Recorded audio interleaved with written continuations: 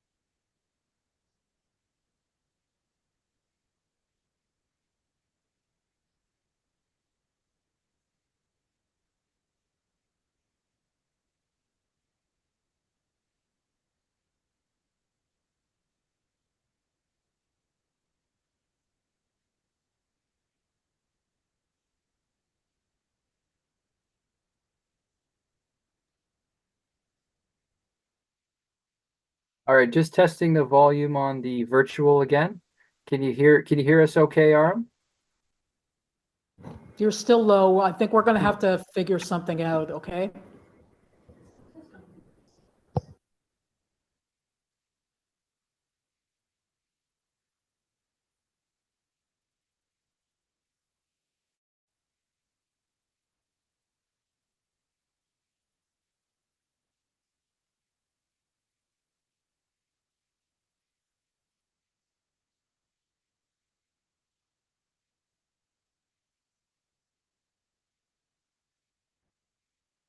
Jeremy, I'm going to put you on the spot, but I need you to keep talking about anything. Tell me about your life. Okay. Yeah, you know what, and we could also try to talk a little louder. Like if I'm talking louder, can you hear us better?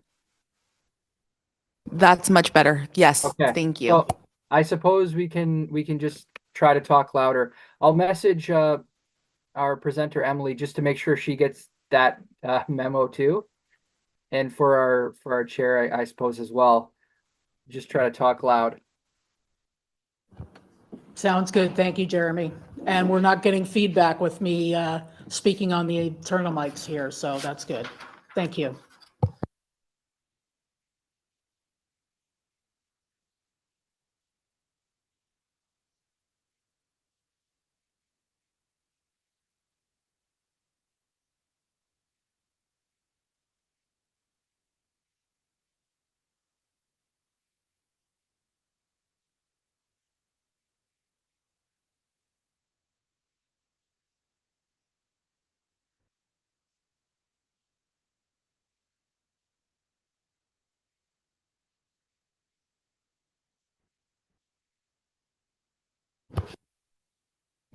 We now have quorum, Kim, so we can get started when you're ready.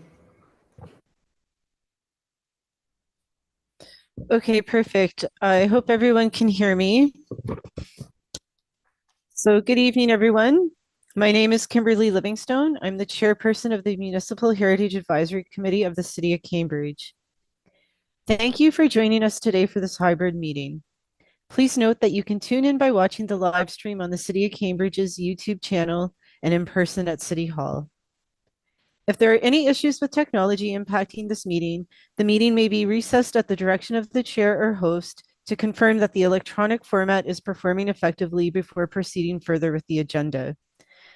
A reminder to everyone that the Municipal Heritage Advisory Committee, MHAC, is, as the name suggests, an advisory committee that makes recommendations that then go on to council for a decision. The committee may agree or disagree with the recommendations.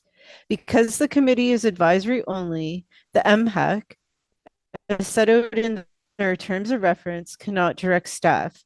Only council can direct staff to undertake further investigations or research. The committee will note there are slight changes to wording in the recommendations for this evening's reports to reflect the mandate of the committee. These changes will be reflected in staff reports moving forward. Maria Barantes Barreto, Council Committee Services Coordinator, will speak to those changes and what they mean from a procedural standpoint. I will now hand it over to the recording secretary to do a roll call.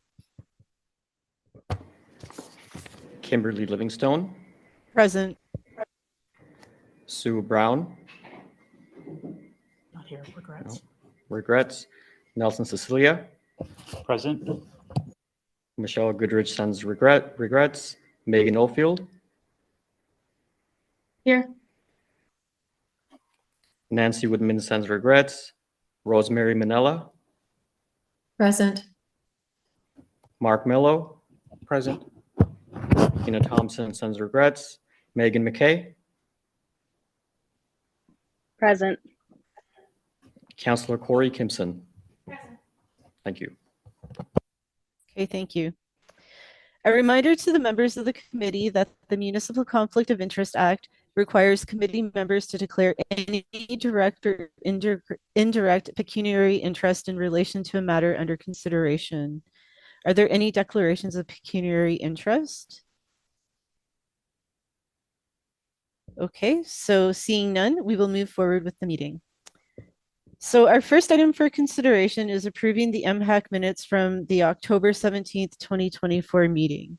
Members of the committee, can I have a mover and a seconder to place this motion on the floor?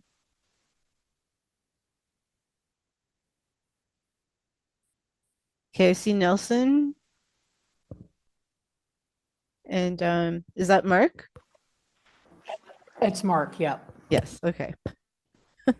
Sorry, Mark, I didn't recognize you. Okay, so our recommendation is that the minutes of the October 17, 2024 meeting of the Municipal Heritage Advisory Committee be considered for errors and omissions and be adopted. Do any of members of the committee have any questions? Before I ask that, I do want to point out that I did notice there was an error in the minutes.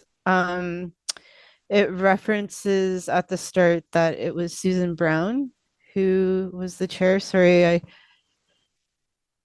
moved from the agenda here, but I can. So yeah, on the first page, it says meeting called to order. And the second sentence is Susan Brown, acting MHAC chairperson. So I think that should be corrected to myself. Are there any other comments for the minutes?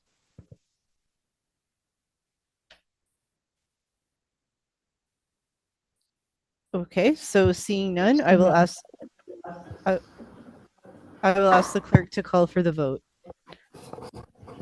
Okay, so we will make that change administratively. Nelson, how do you vote? In favor.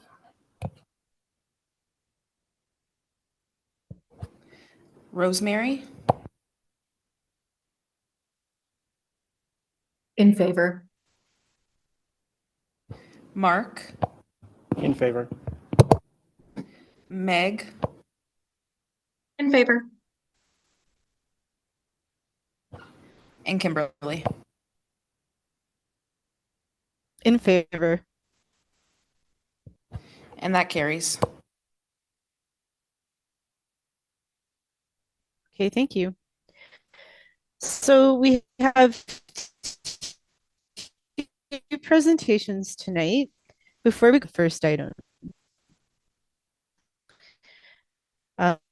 So we have joining us virtually Elisa Monteith, Manager of Development Planning for Corbett Land Strategy owner, Lammer Development Group, to the item update on the plan phase of the Hespeler Heritage Conservation District project. Welcome, Alicia. You have 10 minutes for your delegation, and you may begin when you're ready.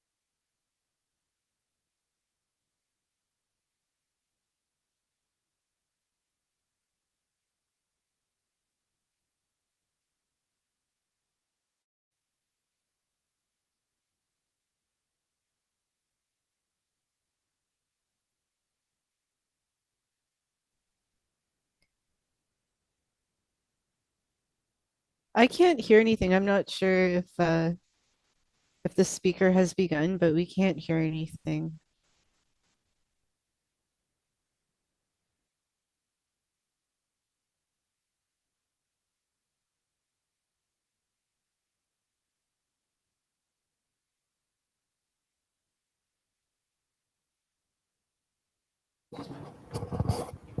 Can you hear me now?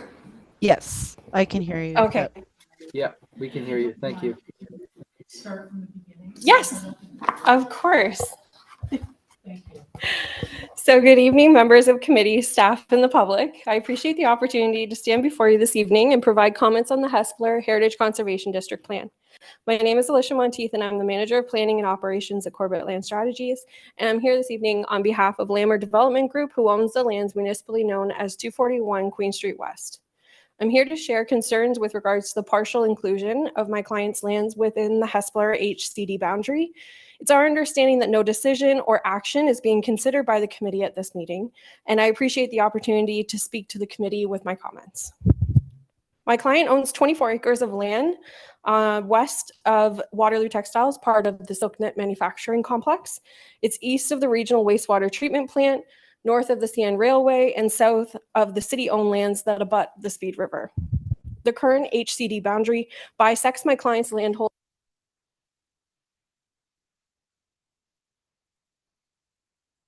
proposed to be located within the HCD boundary. We have formally requested that the entirety of the 24 acres not be included within the HCD boundary for the following reasons. In 2021, a heritage impact report was prepared by MHBC for the adjacent property, which is 211-215 Queen Street, the Waterloo Textiles.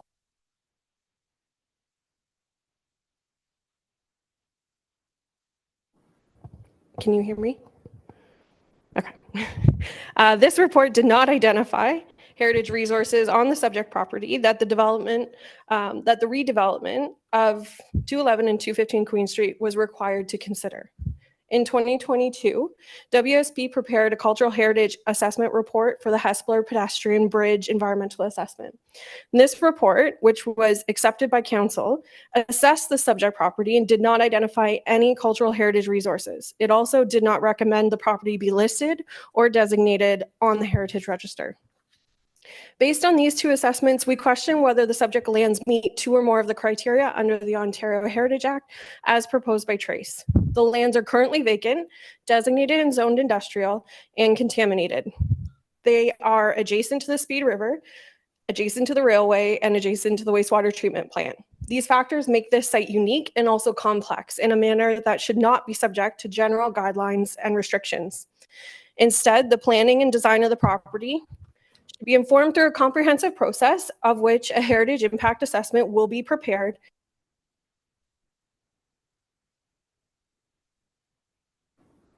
which considers the site-specific context of the property and surrounding natural and built heritage features. This HIA will better inform the appropriate policies for this site to ensure heritage and character are maintained and where possible enhanced. We are concerned with the application of guidelines and policies on these vacant lands, which are not informed by a comprehensive process with a team of professionals. For these reasons, we have requested the removal of all the lands of 241 Queen Street from the HCD boundary. We look forward to working with staff and Trace on these matters, and I appreciate your time this evening listening to my comments. If you have any questions, I'd be happy to answer them.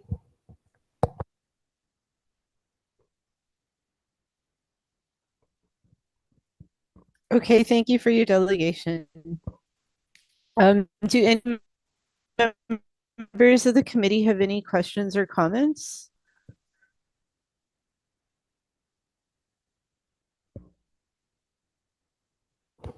Councillor Kimson has a question, Chair. Okay, Councillor Kimson. Thank you very much for your presentation. I'm just wondering, could you review the dates of the two other assessments that have been done that did not identify the property you represent?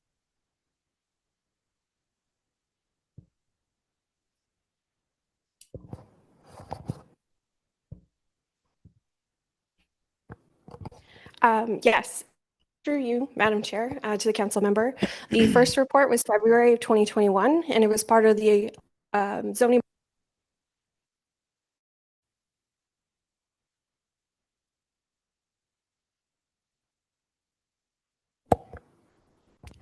It was part of the zoning bylaw amendment application for the adjacent property. And the second study was completed in the spring of 2022 with site work completed over the previous year.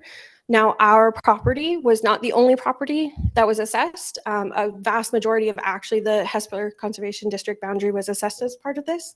And those were the findings of the property from 2022.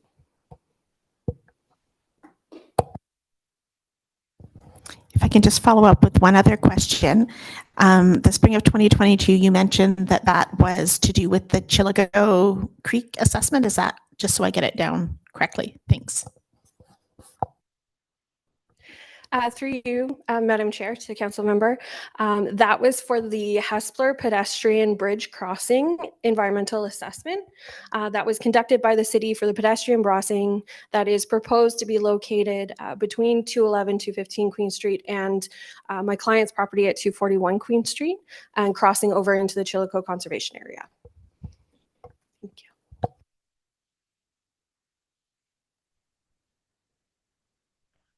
Okay, thank you. Do any other committee members have any questions or comments?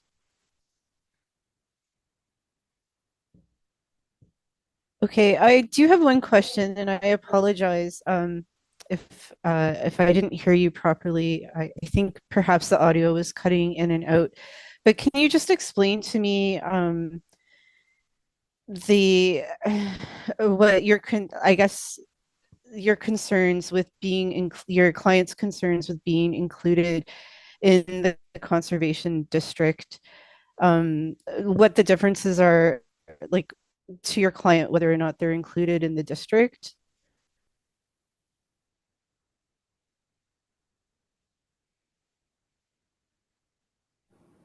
Certainly, Madam Chair. My client is concerned that the regulations that may be brought forward for this special sub-district will hinder the ability to provide a flexible, comprehensive development on the property, as it does not consider any other underlying reports, such as an independent architectural analysis, urban design, our own site-specific heritage impact analysis, other matters that we would like to, and we have been moving towards for the last 40, 30 years, they've been working on it. And we are moving towards a fulsome submission at this point in time that takes under account all of those factors. We have concerns that the regulations that will be proposed in the policies that will be proposed will not align with the vision for the property and for that area. And due to it being a large vacant property on the periphery that has not been identified with specific cultural heritage resources, we feel it would be best assessed on a site-specific basis through the comprehensive planning process, as opposed to being part of the HCD process in addition to the comprehensive planning process. So is the vision for your client, is this like a residential development that they're planning for the property, or? Yes, Madam Chair, the proposed redevelopment of the property, as I mentioned, is currently designated and zoned industrial. There is an amount of site work to be done, but the vision for the property is intensification and enhancement of the Speed River interface, including some pedestrian accesses with the pedestrian bridge that's proposed, and playing off of that to encourage and really kind of give back to the Hespeler community and kind of integrate well into the Hespeler village. It will predominantly be residential. Okay, thank you. Okay, I think those are all the questions I had. I'm not sure if there's any other questions or comments from the committee. Seeing none, Madam Chair. Okay, thank you. So we'll move on. So thank you, Alicia. So for our first presentation, I will call upon Emily Guy of Trace Architecture to present their item. the update on the plan phase of the Hespeler Heritage Conservation District project. Please introduce yourself and go ahead with your presentation. Hey, can everybody hear me okay? Yes, Loud and clear? Thanks. I can speak We loud. can, thank you. Okay, thank you very much. So my name is Emily Guy and I work for Trace Architectures. We are a professional architecture firm that work in Ottawa, and we have been working on the Heritage Conservation District study and now plan for the Hespeler HCD since for about a year and a half, right at this point, I'd say. All right, so just are you okay with this slideshow to be able to shift through the slides for me? Yes, I can go ahead and do that for you. Can Okay, you thank see you. what you can see? There'll be a 30-second delay for her. Yeah, we can see it great, Aram.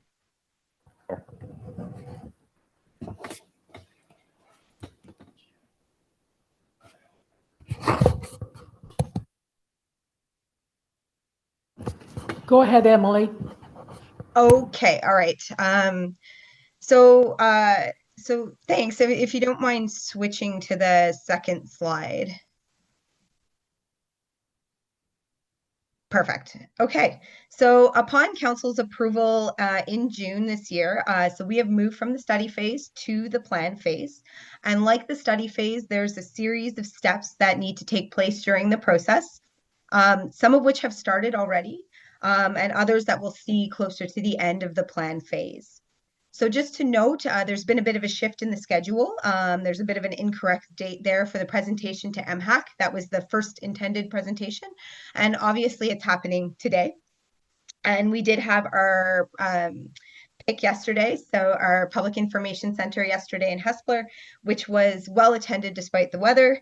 And then we will be moving towards our community focus group starting in January after the holidays. And then we hope to have a draft plan and guidelines presented to MHAC in March 2025. And then subsequently with feedback from stakeholder engagement, as well as from MHAC, the planning guidelines presented to council in April 2025. The next slide, please. So just part of the HCD process, throughout the previous study phase, one of the key components was establishing a supportable boundary. So this was done in accordance to detailed analysis of the area's character and heritage attributes. And just to emphasize that a heritage conservation district study looks at the character of the area as a sum of its parts and not necessarily simply as designation goes in an individual property. It's a sum of the whole. So these are tested against the designation criteria in the Ontario Heritage Act, and public consultation is a very important process of this study as well. And it includes a variety of stakeholders in which we engaged with, which included residents, homeowners, business owners, conservation authorities, and so on. So the rationale for the okay, yeah, that's fine. So the rationale for the boundary area is multifaceted, but can be summed up and summarized as follows. We saw a concentration of significant heritage character as found in built heritage resources, cultural landscapes, natural land and waterscapes, and associations with important people and events in the history of the area. The recommended district area contains the critical varied elements that Hespeler still possesses to maintain its sense of place. And in this case, we see a robust HCD plan can help the community guide appropriate development that's compatible with the heritage values of the HCD and the values of the community. So the rationale for this boundary was presented to council after the study phase, and it is included in detail in the study document. And this boundary presents a strong case for heritage designation, as 72% of the properties meet 2 or more criteria for designation, well over the prescribed 25% is required in the recently amended Ontario Heritage Act. So this slide here demonstrates the heritage character areas that we're exploring right now. So HCDs across Ontario vary in size and appearance. And while some are small, others are large. And we've established a relatively large area with varying styles of architecture, natural characteristics, and we're presently proceeding with character areas. So in essence, there'll be policies and guidelines that apply to the district as a whole, which will likely be broader in approach, and more specific policies and guidelines that apply to character areas. So this is important with an area of this size, as policies and guidelines will vary depending on the characteristics of each zone, and each zone has quite different characteristics. So next slide, please. So I've included these two slides. These are summaries of the draft statement of values of heritage value and interest, which are in the study document in full. And a statement of cultural heritage value and interest is a foundational component of a heritage conservation district. And this statement articulates district significance in detailing its historical, architectural, cultural importance, and it serves several key purposes. It does clarify the significance, it guides conservation efforts, and it supports the development of the policy around the heritage conservation district. If you want to switch to the next slide. Thank you. And just in continuation, these summaries summarize the full heritage statement of values, cultural heritage values, which are part of the study and of course will be part of the plan. So next slide, please. So heritage attributes. These form part of the statement of significance, and it is buffered by the heritage attributes. So these become slightly more specific, and they can apply to the broader area as well as the specific character areas. They're articulated somewhat through these images. This is not a full comprehensive view of the attributes, but if you switch to the next slide, please. We've listed the heritage attributes that from the study, and these will be refined through the process of finalizing the statement of significance for the plan. So next slide, please.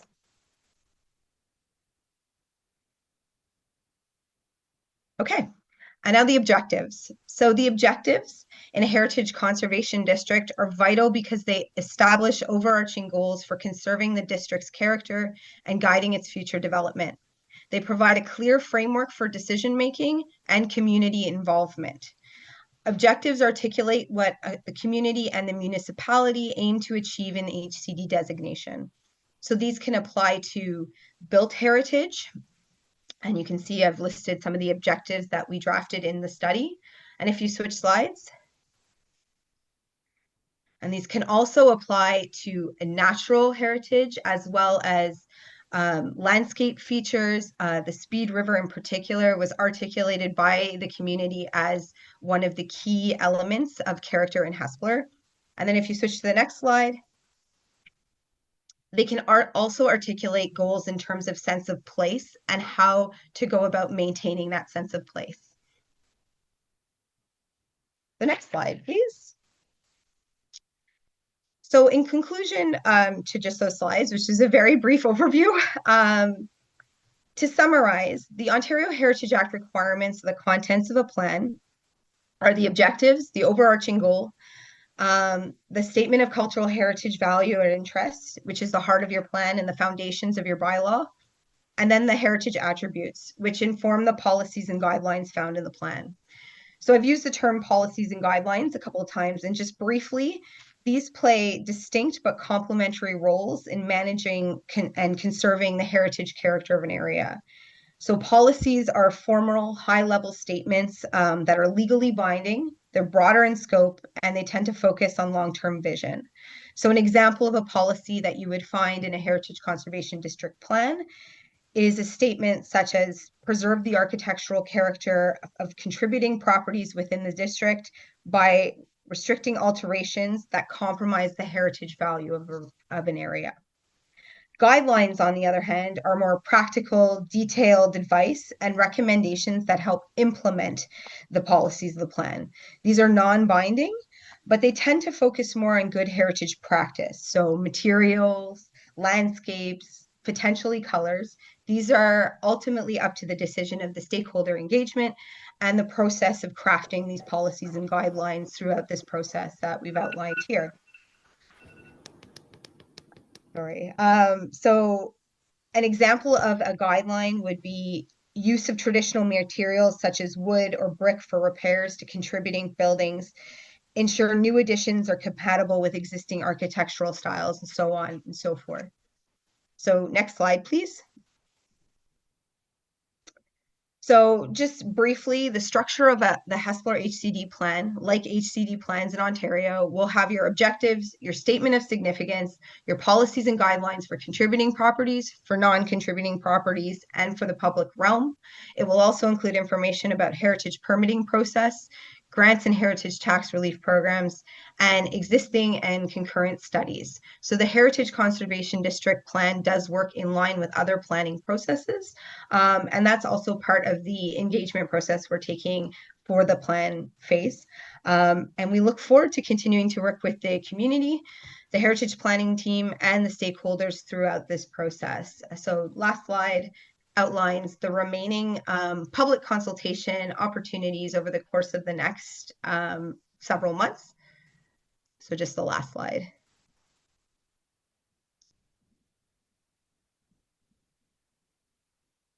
Oh, perfect. So just a reminder of the next several months in terms of engagement activities that we look forward to partaking in the completion of this phase of the HCD study. Thank you. Great. Thanks so much, Emily. I appreciate that.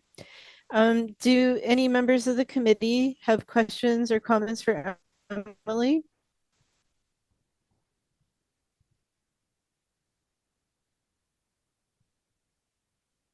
Okay, so seeing none, we will proceed. Thank you. Thanks. So we are going to move on now to item number 1 on our agenda. So we will go to our delegation tonight for 24-034 MHAC, recommendation to alter Old Mill Road through traffic calming measures. Andrew Robotham is here. Sorry, I hope I pronounced your name correctly. Andrew is here to delegate to the item. Welcome, Andrew. You have 5 minutes for your delegation, and you may begin when you are ready.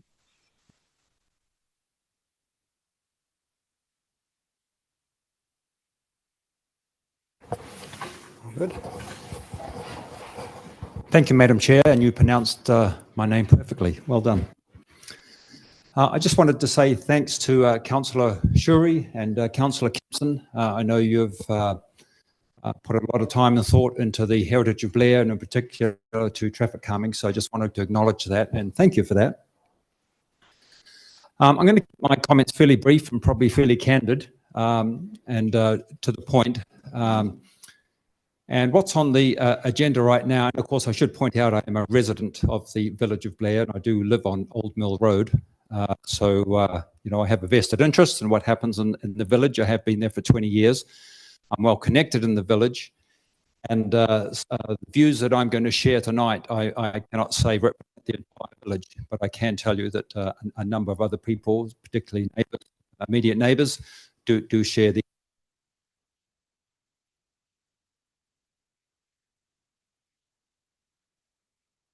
speed pillows. And I just wanted to point out from a heritage point of view that we think the speed pillows would be, of all the options available, would be the most intrusive in terms of heritage. And we would just like the committee and subsequently council just to review perhaps a slightly different strategy. And that would be to immediately and as soon as possible, immediately put in the four-way stop sign, which has been recommended by staff. We think that will have a very significant impact on a growing problem in terms of traffic and speeding motorists. It's very unintrusive and very inexpensive. So we would, as residents, and again, I just want to verify, I'm not speaking on behalf of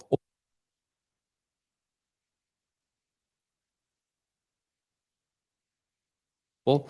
We think that'll have a very significant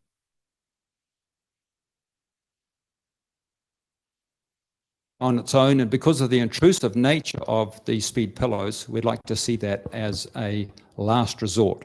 So if we put in the four-way stop sign, we're going to know within a matter of 2 or 3 months just how effective that is. We don't have to wait for a year or two. So let's put those in, very inexpensive, very inintrusive. And as I say, within 2 or 3 months, we're going to know how effective that is. If that's not meeting the desired criteria and we still have a problem, it has been talked about throughout council, just unofficially, about a road closure. And we would like council and MHAC to consider a temporary road closure.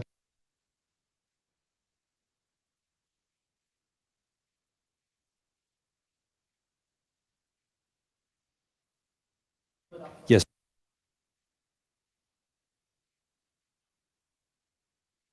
It would be temporary, so it could be assessed in terms of convenience to the village, what everybody thinks. We have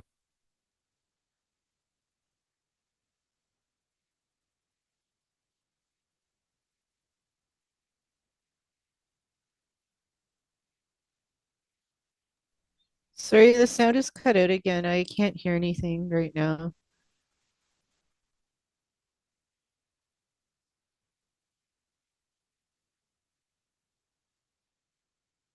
We're just switching mics. Kim will be starting in a minute. Okay, thanks. Okay, so I was just saying that we have had road closures before. It was very effective, but the problem with the road closure we had, or both of them, was that it was at Dickie's Settlement and Old Mill Road, and that meant the entire village had to go in and out of one entrance. If we were to have a temporary road closure at Old Mill Road and Meadow Creek, as on my map here, that means at least 25 to 30% of the village would be still going out.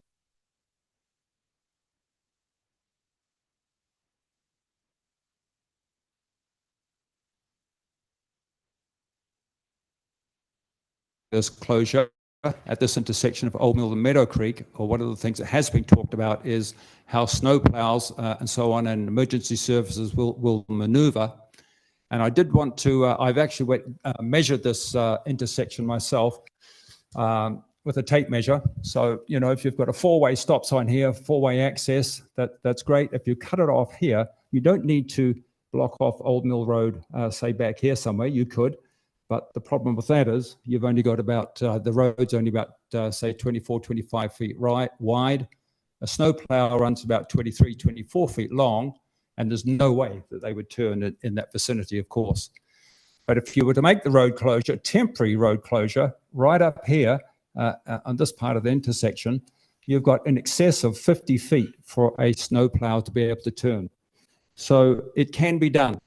That turn, of course, is a 3-point turn. And that's, people will tell you that's not ideal. Perhaps the staff would say that's not ideal. They prefer a snowplow to be able to just turn in an arc. But I've seen snowplows turn in areas like that throughout our city. It can be done. They're trained professionals. They have a special license. They get training. So it could be done. In terms of emergency services, there can be bollards that drop down if emergency services want to progress through that intersection. But remember, emergency services love to have 2 entrances to a village or to anywhere, and they would still have 2 entrances to the majority of the village, being Meadow Creek Lane and Old Mill Road. So I think just in closing, so I just wanted to say that don't forget, in terms of safety always trumps heritage. And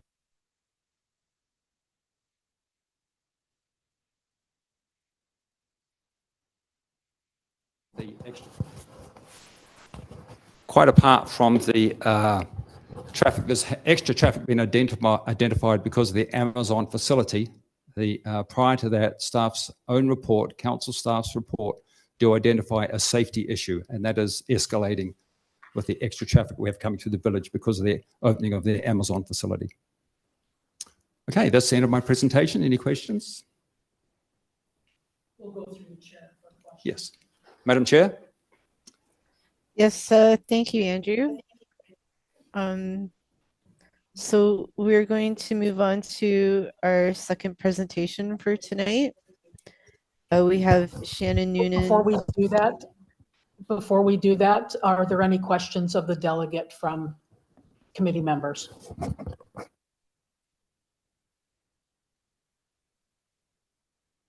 There is a question from Nelson. Okay, Nelson. Thank you. Through you, Madam Chair.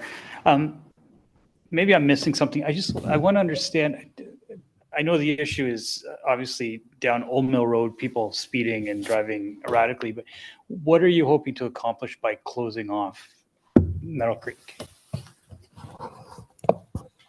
The objective of anything we do is to restrict traffic speeding through the village. That is the problem we have. We have a problem of volume and speeding motorists. So option one would be putting in a four-way stop sign. If that's not effective, we'd then like to see road closure. That, of course, will fix the problem 100%. But is that the most desirable?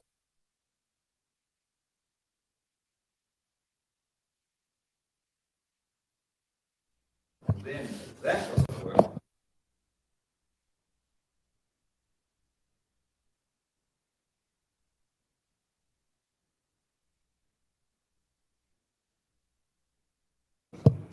And so there's concern not only on Old Mill Road having speed issues, but also Meadow Creek.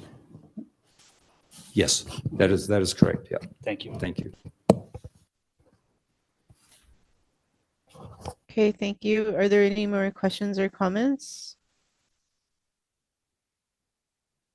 Seeing none. Okay, thank you. So we will now move forward with our second presentation tonight. Shannon Noonan, the Manager of Transportation Engineering at the City of Cambridge, is presenting on item 1, 24-034 MHAC, recommendation to alter Old Mill Road through traffic calming measures. Also joining Shannon is Leah Walter, the Director of Engineering, to assist with any questions the committee may have. Shannon, please go ahead with your presentation.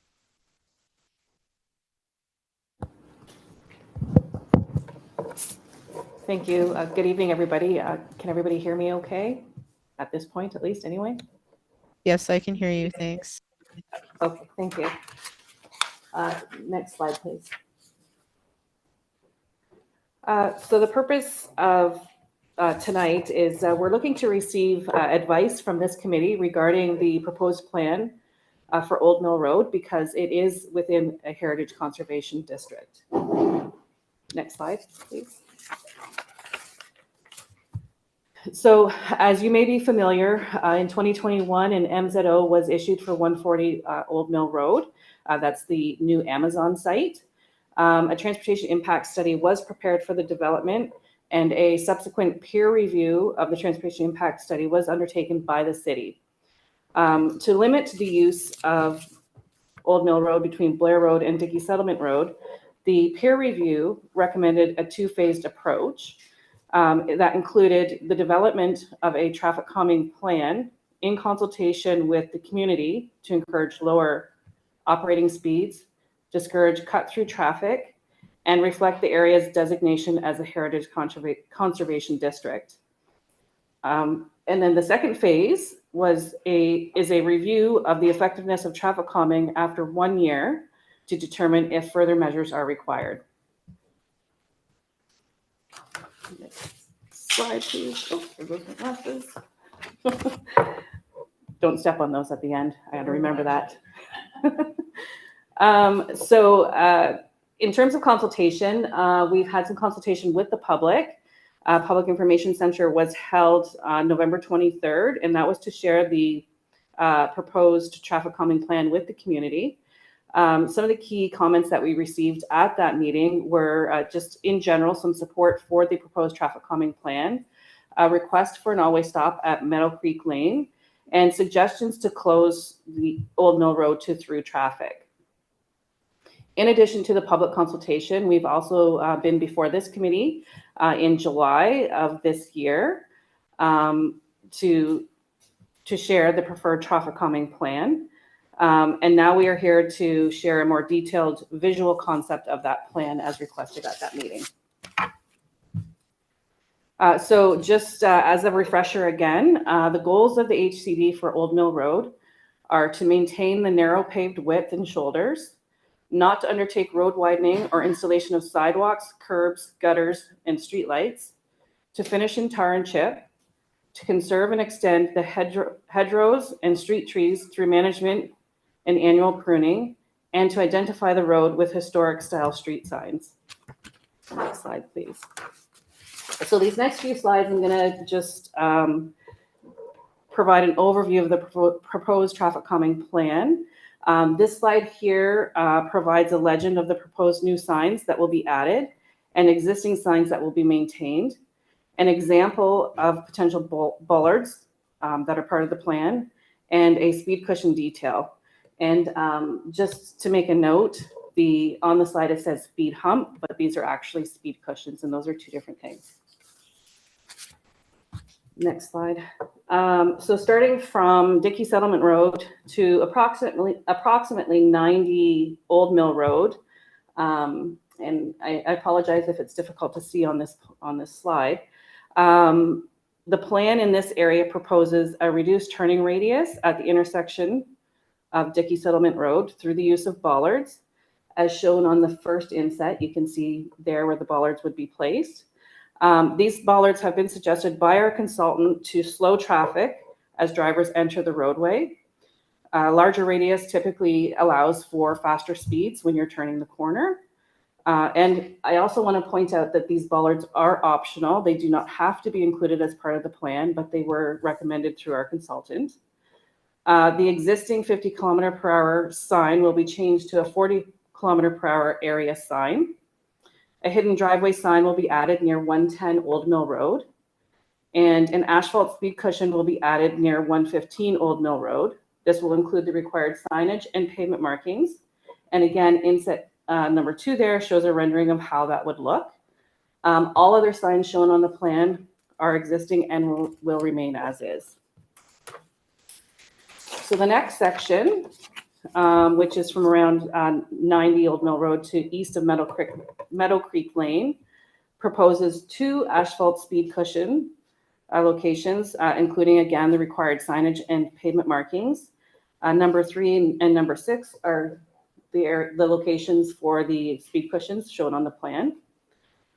Stop signs will be added on Old Mill Road at Meadow Creek Lane, creating an all-way stop at that intersection. And then all other signs are existing and will remain as is.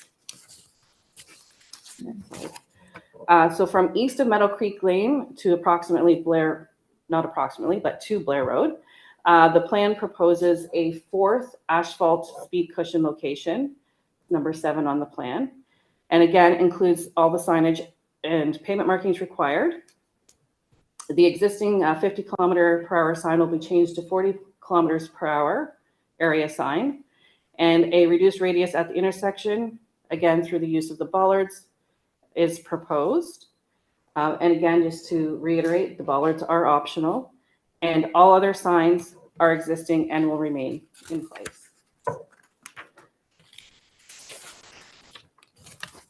Based on the Public Consultation Center feedback, there were some alternative options that were reviewed. As I mentioned earlier, there was some suggestions for closure of Old Mill Road. So we did do a review of those options. And from a technical perspective, while cut-through traffic may be reduced with these options, travel times will increase for the residents, particularly of Old Mill Road. And the ease of movement through the neighborhood will also be impacted for the residents of Old Mill Road. There are added costs for these options, not only for construction, but also maintenance costs that would also need to be considered. So from a heritage perspective, I'll now invite Laura to speak to the impact of these alternatives. Thank you, Shannon. With regards to the options that have been provided here, closing the road is not a preferred option for heritage for a number of reasons. It also includes the changes in length of trip time, as you have mentioned, but also it closes off the village to visitors. It creates a sterile sort of environment as well. And we don't want to close off the village to make it a kind of gated community. We want people to come and explore the heritage that Cambridge has to offer people.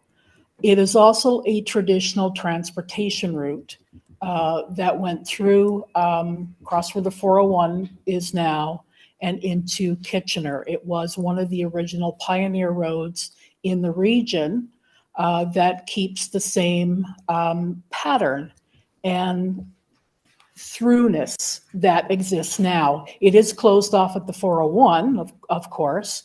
That was done in the 1950s, but it's still a major transportation route. And to close that off from a heritage perspective would be taking that historic connection to the growth of the village away. And also not allowing people to celebrate the heritage that is there. So those are the reasons why closing off Old Mill Road would not be a preferred option. And also for the speed cushions themselves. We did a survey of heritage conservation districts in the province that have street calming or traffic calming initiatives. And there are a lot of HCDs across the province. They exist down in Brantford, in Brampton, Unionville, in Markham, Mississauga. And most of them employ either concrete speed cushions or asphalt. So what you are proposing is in line with what other HCDs are utilizing now for traffic calming. And that's why heritage planning staff are in support of the recommendations for this type of traffic calming for the village. The plan does speak to traffic calming. It was for Blair Road itself because Blair was quite busy at that time when the district was designated by the OMB in 2002. And at that time, we were actually starting to implement speed cushions in the city, and that was taking place in West Galt. And they have worked effectively there. And that is now a heritage conservation district as well. So it's being utilized there. As the city grows, Blair Road is not the only place that should have been recommended for traffic calming, but now Old Mill. We're going to be seeing increased traffic as more development happens, more subdivisions come in, and that is a prime area for some of that development to take place.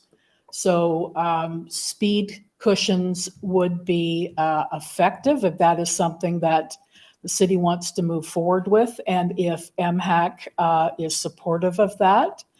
And what we will do is we will take your recommendations forward to council in a report that we'll outline as well. But for those reasons, and I can also take questions, and Shanna will take questions as well from committee members if there's any questions with regard to those from both a traffic and heritage perspective. So we did have a final slide as well. So just in conclusion, I guess, we are seeking advice from MHAC tonight on the proposed traffic calming plan in general. But we are also more specifically looking for advice on using asphalt finish for the speed cushions.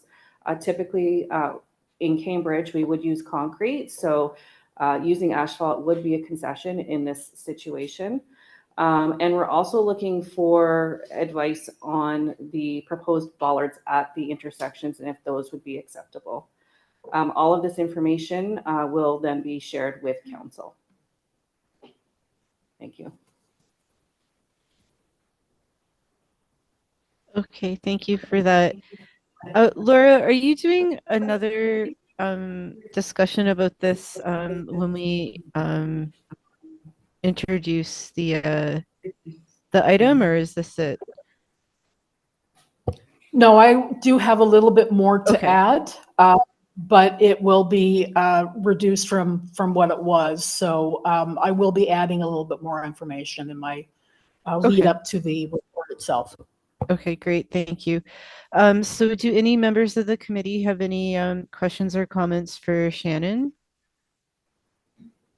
I see Councillor Kimpson. Thank you very much. And through the chair.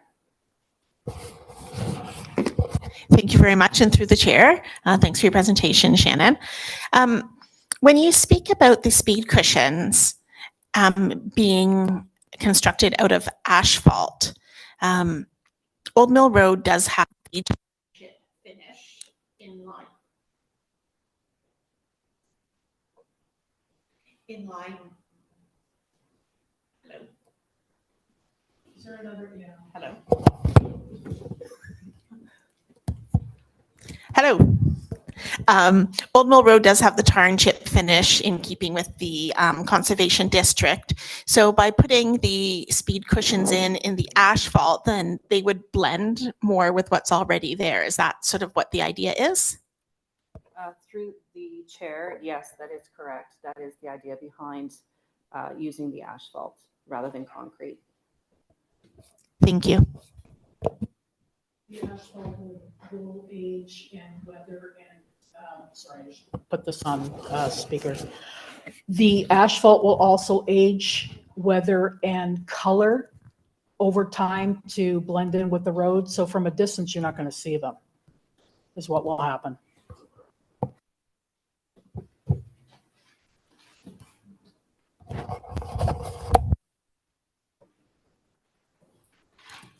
Okay, thank you. Are there any other questions or comments? Seeing none. Okay. So we will proceed. So our first report item for consideration is the recommendation to alter Old Mill Road through traffic calming measures. We have Laura Waldy, the Senior Planner Heritage, to provide a brief overview of the report.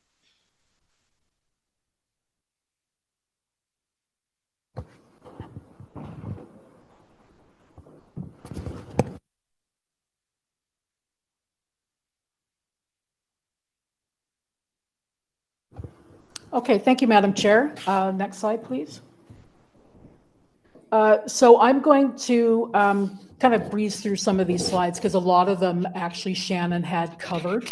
But again, this report is coming to you tonight for the Old Mill Traffic Calming Assessment Study Project. And the objective is to obtain MHAC support for traffic calming measures along Old Mill Road. Next slide.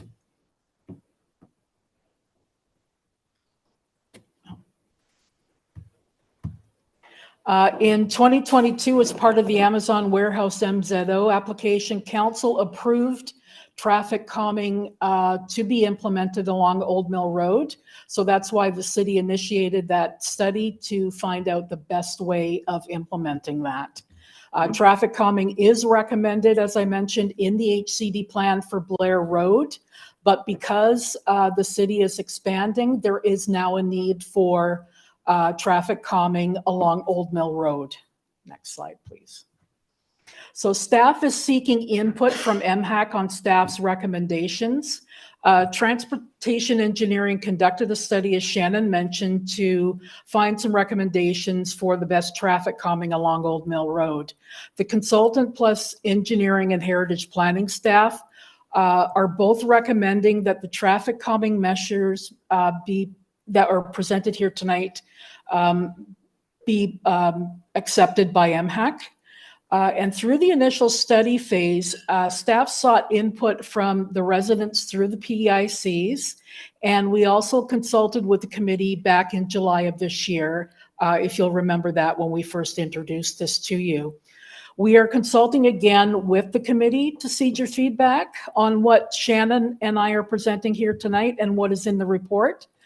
And so that we can take that back to council and inform them of what your input is. The MHAC mandate, as the chair mentioned at the beginning of the meeting, under the Ontario Heritage Act and through your terms of reference, is to advise and assist on all matters relating to Part 4 and Part 5 and any other matters as council may specify. It is council that directs staff and not MHAC in this case. So that means that only council can direct things like additional public consultation, further studies, any consulting with further experts, etc. And only council can direct staff to be able to do that.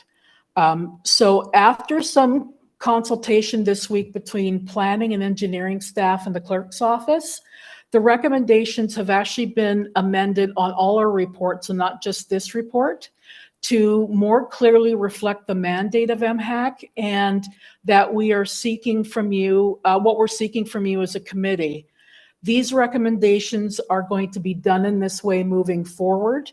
And we're hopeful that going forward, it will make our reports a little bit more easily understood and more in a plain language so that it can be generally more clear what we're asking MHAC to do for us.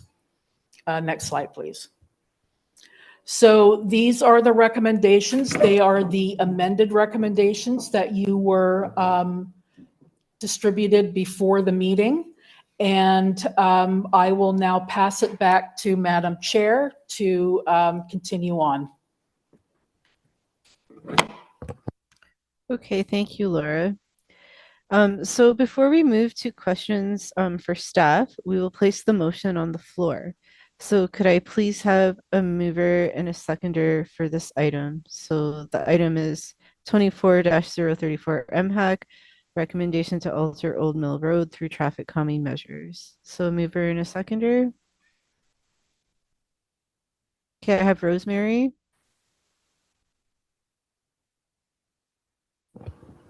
And Meg Oldfield, I think, for a seconder.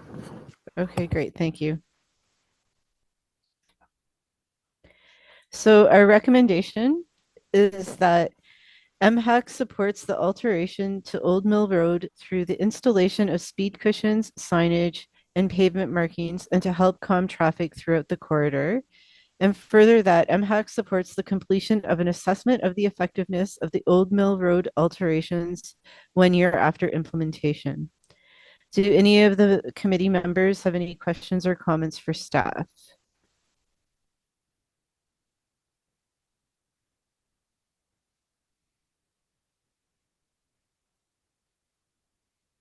There is a question. I'm not sure who it is, though. Okay. Okay. They're fighting over the mic because there's only one mic that's working.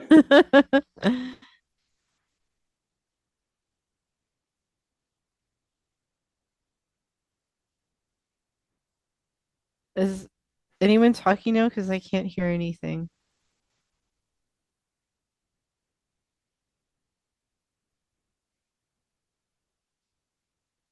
Hang on, we're looking for another mic.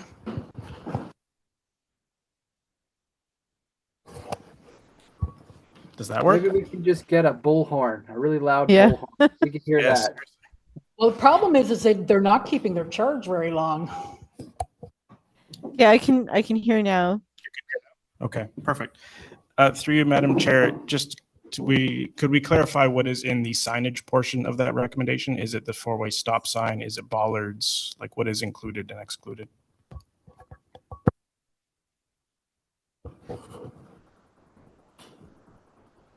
So the recommendation is whether or not you're supporting the signage, the pavement markings, the speed cushions, and the four-way stop is not included because they would be just regular four-way stops, which they do have that signage in the village already. So there's precedence for it there.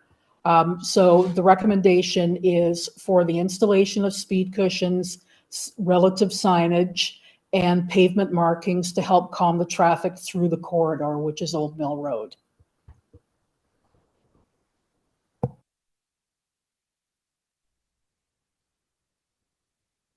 Councillor Kimpson has a question. Okay, Councillor Kimpson. Thank you very much.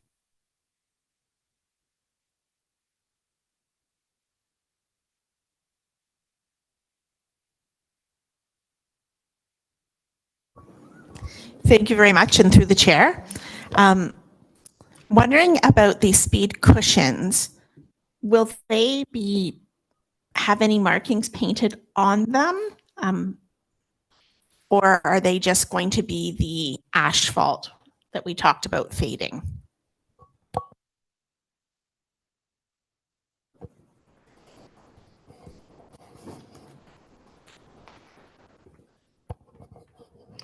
Through the chair, the cushions will have shark's teeth painted on them. So they're triangular shapes that will go on each side of the speed cushion. So depending on the direction of travel. If I can follow up, please. And will that be painted in just like the reflective white that we normally see, or? Through the chair, yes. Thank you. And to follow up, Madam Chair, I was sent some examples from HCDs today that do have that road painting and similar signs that the city is proposing. So there is precedent out there in other HCDs to have this type of road marking and signage. Okay, thank you. Do we have any other questions or comments? Nelson? Yes, through you, Madam Chair. A couple questions were asked of us this evening. One was in relation to the bollards, and I was wondering if it's been considered to, in lieu of the bollards, to realign the road, or I don't know if that's the right term, but make that corner less, or make it smaller, I guess, smaller radius.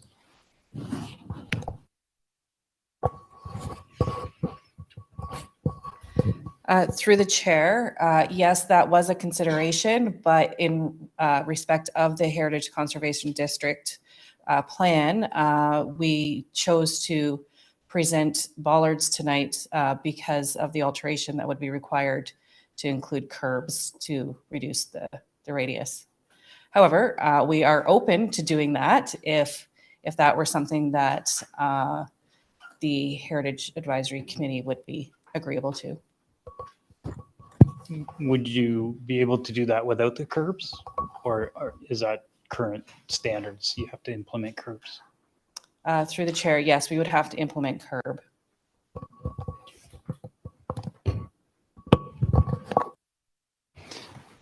And if I may follow up through you, Madam Chair, just a comment, I guess, in relation to what was presented by the delegate, I think that's a good approach, and maybe a more financially feasible approach is to install the stop signs and see if that has an impact, instead of kind of going all in with the speed cushions and right from day one. I don't know if that's maybe not for us to comment here in this forum, but it's something that could be considered.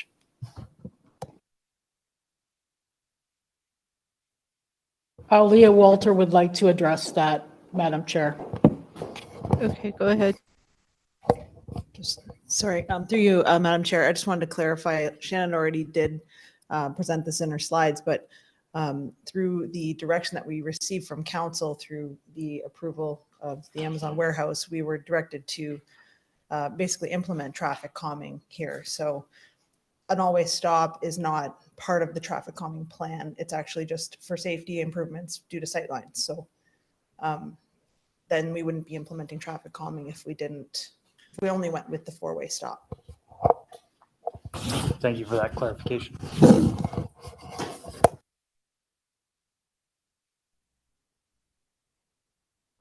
Okay, thank you. Are there any other questions or comments?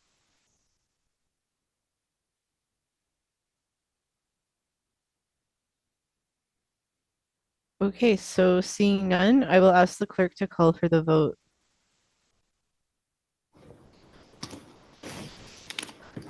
Nelson, how do you vote? In favor. Rosemary? In favor.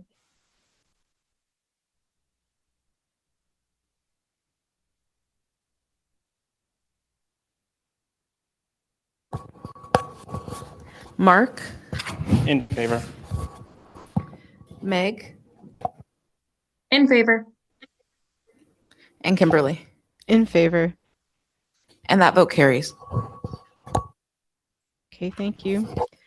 So our next item for consideration is the report on the alteration to a Part 4 designated property, 170 Main Street, Gore Mutual Cupola Tower. We have Laura Waldy, Senior Planner Heritage, with us to provide a brief overview of the report. Thank you, Madam Chair. So this application is to look at installing some security lighting on the Gore Mutual Tower cupola, which stands right now in Centennial Park at 170 Main Street. Next slide, please.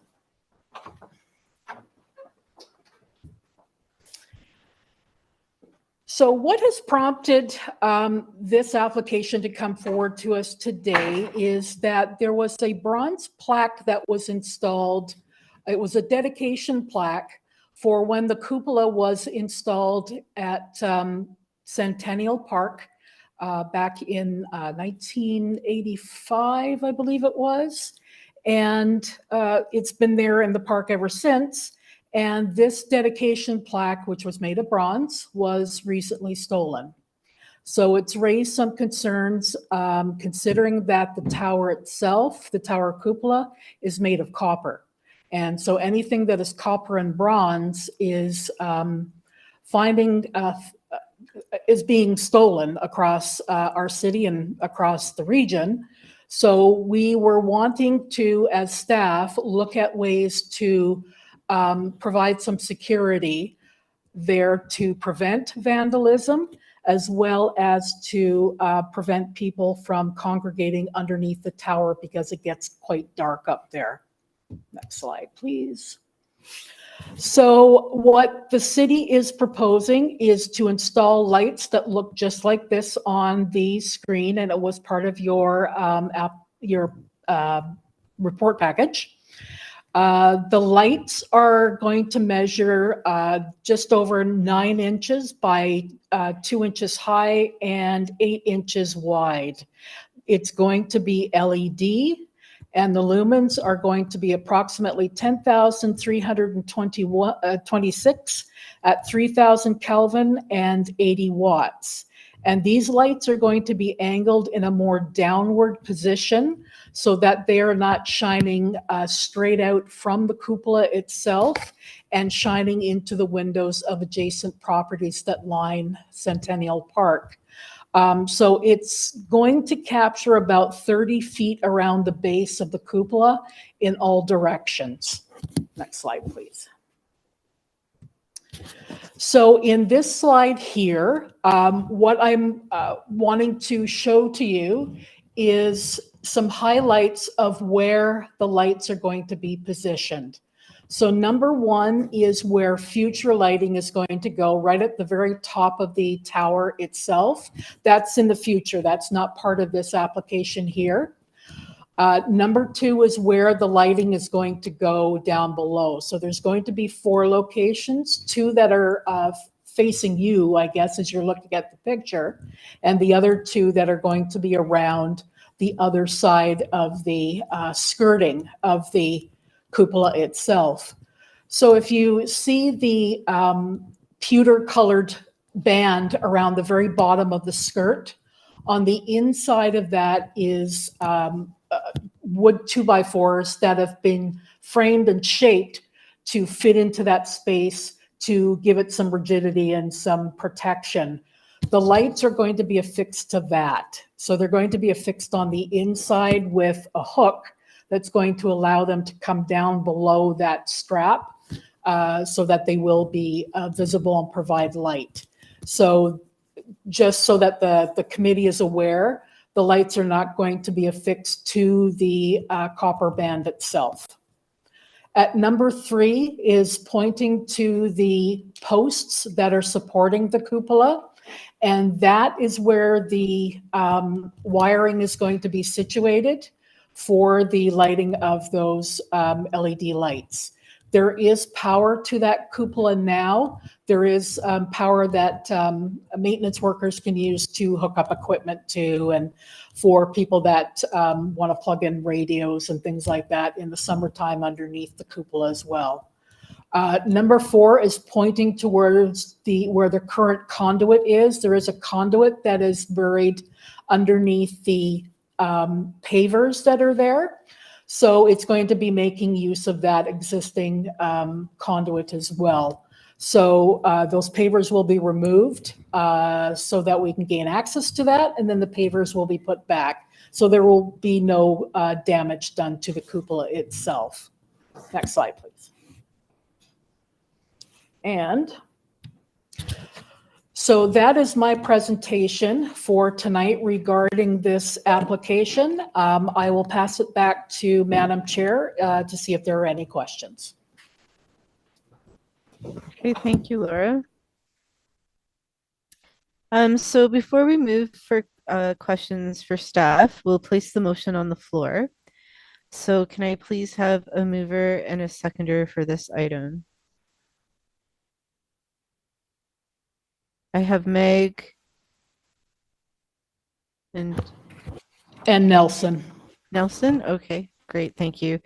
So the item is 24-033 MHAC, request to alter a Part 4 designated property, 170 Main Street, the Gore Mutual Cupola Tower. And our recommendation is that the Municipal Heritage Advisory Committee support the request to alter the Gore Mutual Tower cupola in Centennial with the addition of security lighting through the city's Heritage Delegation Authority bylaw.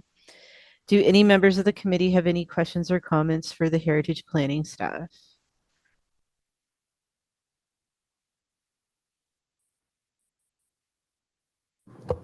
Seeing none. Okay. So I will ask the clerk to call for the vote, please. Nelson? In favor. In favor. Sorry, I don't know if people heard that. Mark? In favor. Rosemary? In favor? Meg? In favor. And Kimberly? In favor. And that carries. Okay, thank you. So our last item for this evening is report 24-031 MHAC, recommendation to designate the property located at 63 Water Street South. We have Scott Abbott, the planner Heritage, here to speak to the report. Thank you, Madam Chair. Can everyone hear me? Yep, we can hear you. Yeah, great. Good evening, everyone. This presentation highlights the cultural and historical significance of 63 Water Street South. I'm going to walk you through its rich history, architectural features, and cultural contributions to our community. Next slide. The property at 63 Water Street South holds significant cultural heritage value.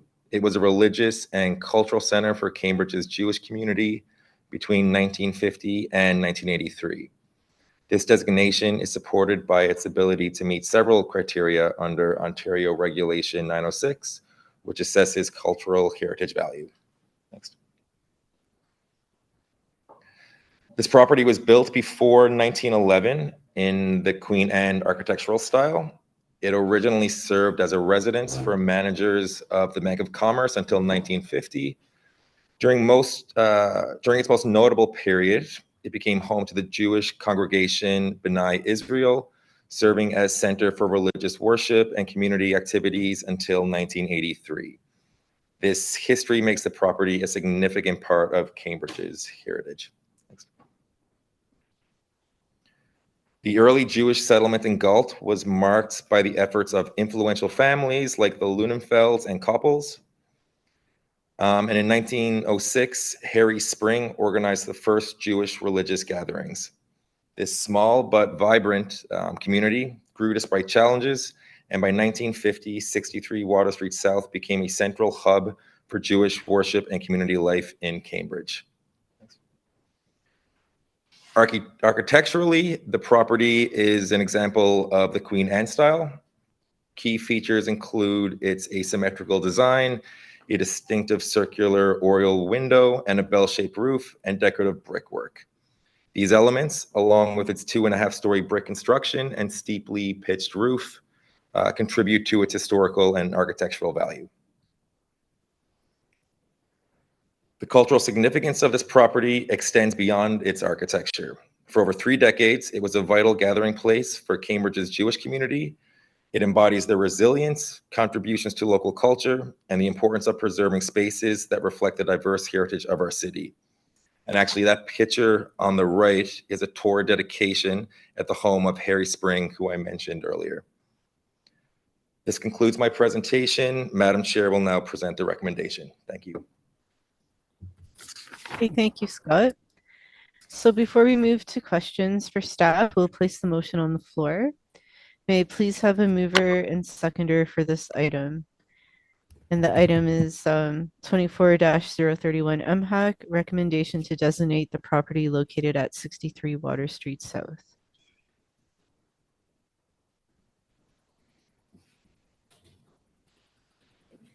Mark So I have has a question. Rosemary. I'm sorry?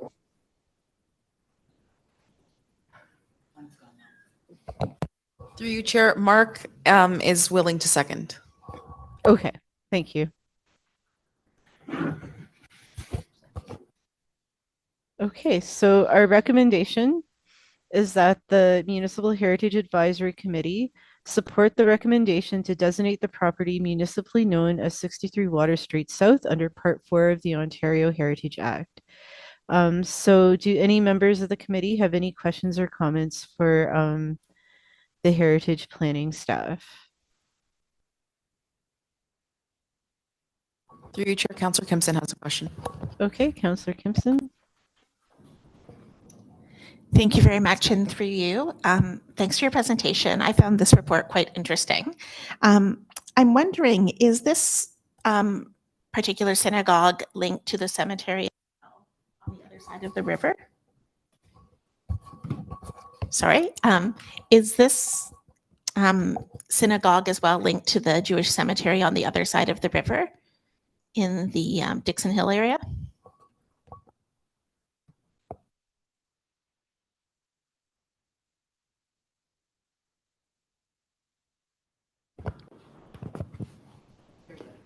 Through the chair, through my research, I identified that yes, it was connected.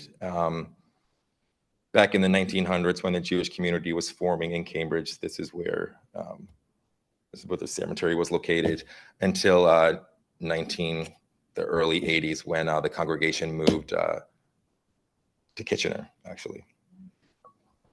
Thank you very much.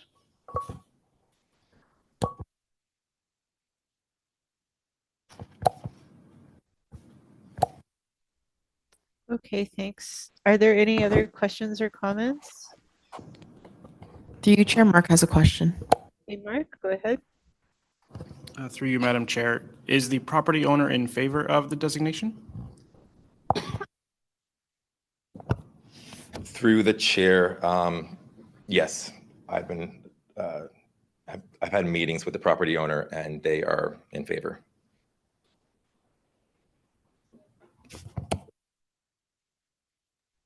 Okay, thank you. Any other questions or comments?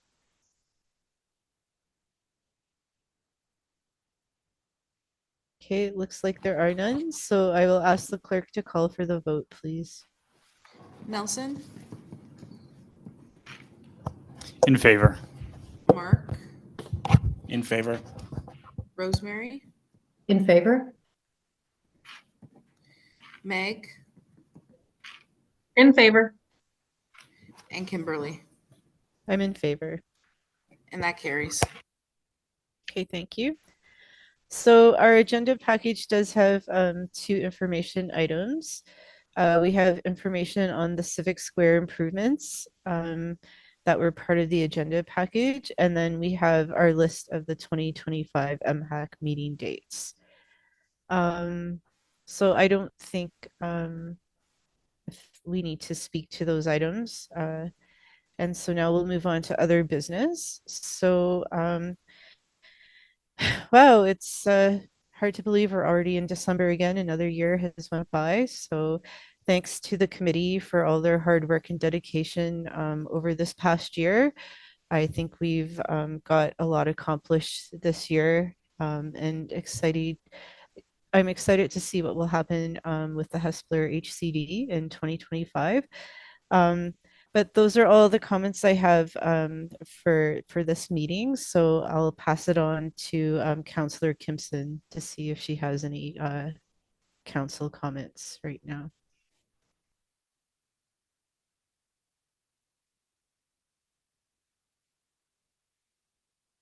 Councillor Kimson, did you have any comments?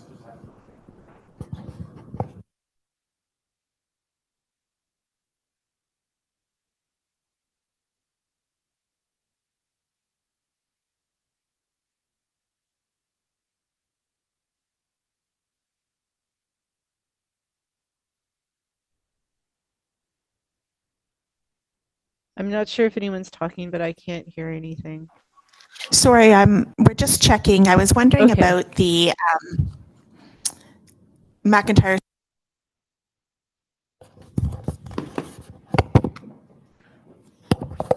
And Petty Place interpretive feature, if we were discussing it or not, that's all.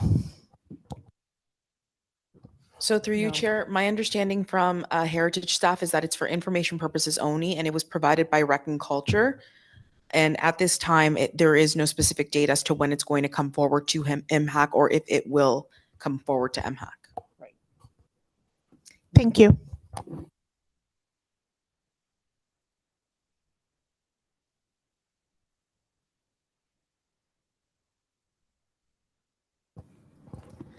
So I guess Okay, now s- we have council report or comments, perhaps. One of my questions was just answered. I don't have anything to share at this time. Thank you. Okay, thank you. So now we'll move on to the staff and the senior planner heritage comments. Thank you, through you. Yeah, go ahead. Sorry, I Laura, will, go ahead. I'm sorry? Go ahead. I was going to jump in, but you go first and then I'll go after. I thought you had left the meeting, so you go ahead. No, I've been here. I wanted to catch all the presentations. I just wanted to echo the chair's comments and say thank you to all the members for all their hard work this year. I know we've given you folks a lot to read in terms of attachments and documents, and thank you very much for for your volunteer work and for your efforts and your involvement in the community. So thanks very much.